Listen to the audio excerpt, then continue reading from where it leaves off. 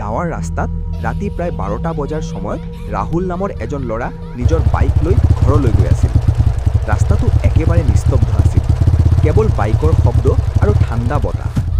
হঠাৎ ৰাহুলে আগতে এজন ল'ৰা দেখিলে, ৰাস্তাৰ মাজত থিয় হৈ আছে। ৰাহুলে বাইক ৰখাই ক'লে, ভাই, এই সময় দিয়াত কি ক'লে চা?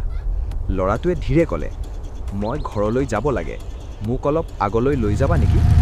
ৰাহুলে ভাবিলে হয়তো গাঁৱৰে ল'ৰা হ'ব, সেয়ে তেওঁ বাইকত উঠিবলৈ দিলে। কিছুদূৰ গৈ থাকোঁতে ৰাহুলে লক্ষ্য কৰিলে বাইকৰ আয়নাত পিছত বহা ল'ৰাটোৰ মূৰ নাই। ৰাহুলৰ দেহত কঁপনি উঠিল। তেওঁ ভয়তে হঠাৎ বাইক বেগে চলালে। হঠাৎ পিছফালৰ পৰা সেই ল'ৰাটোৰ আৱাজ আহিল, তুমি মোক চিনি নোপোৱা নেকি? এই ৰাস্তাটোই মোৰ বাইক এক্সিডেণ্ট হৈ মই মৰিছিলোঁ। ৰাহুলে ভয়তে পিছলৈ চাইছিল, কিন্তু বাইকৰ পিছত কোনো মানুহ নাছিল।